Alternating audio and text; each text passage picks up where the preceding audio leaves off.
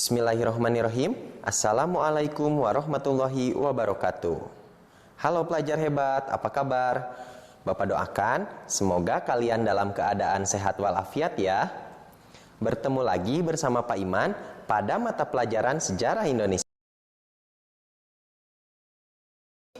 Jepang mewujudkan janji kemerdekaan bangsa Indonesia dengan membentuk suatu badan yang ditujukan untuk menyiapkan kemerdekaan Indonesia pada tanggal 1 Maret 1945. Badan bentukan Jepang tersebut kemudian diberi nama dengan Badan Penyelidik Usaha-Usaha Persiapan Kemerdekaan Indonesia atau BPUPKI, atau yang dalam bahasa Jepangnya disebut sebagai Dokuritsu Junbi Chosakai.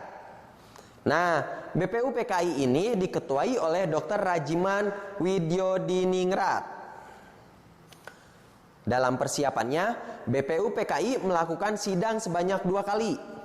Sidang pertama dilakukan pada tanggal 29 Mei sampai 1 Juni 1945. Nah, sidang pertama ini menghasilkan rumusan dasar-dasar negara Indonesia atau Pancasila yang kemudian oleh Soekarno, Muhammad Yamin, dan Supomo. Oleh karena itulah, setiap tanggal 1 Juni kita memperingati hari lahirnya Pancasila. Kemudian, tanggal 22 Juni 1945, BPUPKI menindaklanjuti sidang pertama mereka dengan membentuk panitia kecil dengan anggota sebanyak 9 orang, yang disebut juga sebagai Panitia 9. Tugas dari Panitia 9 ini adalah mematangkan konsep Pancasila yang sudah direncanakan pada sidang pertama BPUPKI. Hasil kerja dari Panitia 9 ini kemudian dikenal dengan Piagam Jakarta atau Jakarta Charter.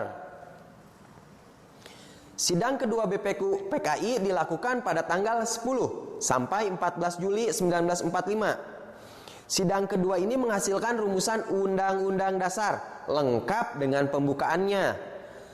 Nah, setelah Jepang menganggap tugas BPUPKI selesai menjalankan tugasnya, Jepang pun membubarkan badan tersebut. Nah, selanjutnya ada pembentukan PPKI. Setelah Jepang membubarkan BPUPKI, Jepang kemudian membentuk Panitia Persiapan Kemerdekaan Indonesia atau PPKI, atau yang dalam bahasa Jepangnya disebut sebagai Dokuritsu Junbi Inkai pada tanggal 7 Agustus 1945. Jepang dan PPKI ini memiliki 21 orang dan diketuai oleh Soekarno.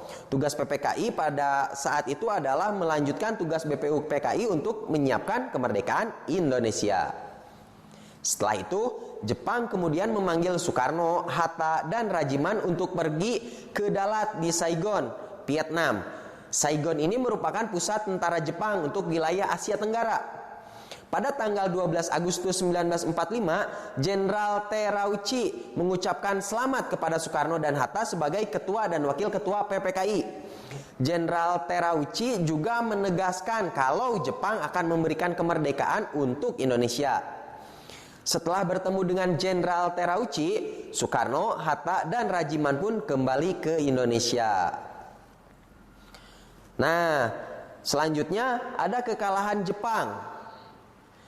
Pelajar hebat, di balik semua janji-janji Jepang tersebut, ada suatu yang disembunyikan oleh Jepang. Jepang berusaha menyembunyikan fakta kalau mereka sudah resmi menyerah pada pihak sekutu pada tanggal 14 Agustus 1945. Rakyat Indonesia tidak mengetahui informasi penting ini loh, karena semua alat komunikasi di Indonesia dikuasai oleh Jepang. Makanya informasi-informasi yang tersebar di rakyat Indonesia pada masa itu hanyalah informasi-informasi propaganda kekuatan Jepang saja. Untungnya, beberapa pejuang kemerdekaan Indonesia, khususnya dari golongan muda, berhasil mengetahui info mengenai kekalahan Jepang ini loh. Para pemuda itu seperti Amir Syarifuddin dan Sultan Syahrir berpendapat kalau kekalahan Jepang ini merupakan kesempatan terbesar Indonesia untuk mempercepat kemerdekaannya. Mereka berpikir kalau Jepang sudah menyerah pada sekutu, itu artinya Indonesia sedang mengalami kekosongan kekuasaan atau vacuum of power. Makanya menurut mereka kemerdekaan Indonesia harus cepat-cepat diproklamasikan. Nah, Syahrir sebagai perwakilan golongan muda langsung menemui Soekarno dan Muhammad Hatta untuk mendesak mereka segera memproklamasikan kemerdekaan Indonesia. Namun ternyata Soekarno dan Hatta menolak karena mereka ingin mengecek kebenaran informasi kekalahan Jepang terlebih dahulu. Selain itu, mereka berpendapat kalau proklamasi kemerdekaan Indonesia harus dibicarakan dulu dengan PPKI. Tentu saja golongan muda menolak pendapat Soekarno dan Hatta karena mereka ingin memperjuangkan kemerdekaan Indonesia dengan kekuatan bangsa Indonesia sendiri, bukan melalui PPKI yang merupakan bentukan Jepang. Nah, ada juga peristiwa Rengas Dengklok. Pada saat itu golongan muda tetap bersikeras memaksa Soekarno dan Hatta untuk memproklamasikan kemerdekaannya. Indonesia selambat-lambatnya tanggal 16 Agustus sudah harus merdeka. Nah, golongan muda yang dipimpin oleh Wikana, Sukarni, dan Darwis pergi ke rumah Soekarno di Jalan Pegangsaan Timur nomor 56. Namun, ternyata Soekarno justru marah besar pada mereka. Sambil menunjukkan lehernya, Soekarno mengatakan, "Ini goroklah leherku. Saudara boleh membunuh saya sekarang juga. Saya tidak bisa melepas tanggung jawab saya sebagai ketua PPKI. Karena itu akan saya tanyakan kepada wakil-wakil PPKI besok." Nah, karena perbedaan pendapat antara golongan tua dan golongan muda ini, maka golongan muda sepakat untuk menculik Soekarno dan Hatta ke luar kota.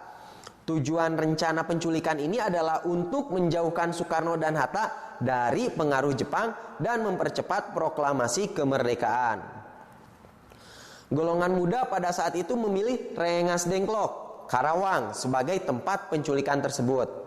Mereka memilih Rengas Dengklok karena tempat itu berada tidak jauh dari Jakarta dan keamanannya juga terjamin oleh tentara peta.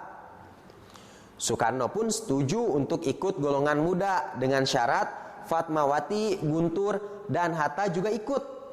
Syarat dari Soekarno tersebut disetujui oleh golongan muda dan akhirnya rombongan tersebut berangkat pada tanggal 16 Agustus 1945 pada pukul 04.00 waktu Indonesia Barat. Nah, Ahmad Subarjo dari golongan tua yang waktu itu mencari keberadaan Soekarno dan Hatta pun berangkat ke Rengas Dengklok untuk bertemu dan berunding dengan Soekarno dan Hatta.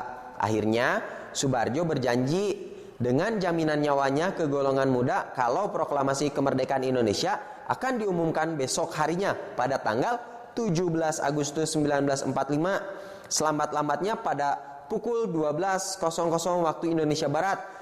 Nah, dengan jaminan tersebut akhirnya Soekarno dan Hatta dilepaskan oleh golongan muda dan sore harinya rombongan tersebut kembali ke Jakarta untuk segera merumuskan naskah proklamasi.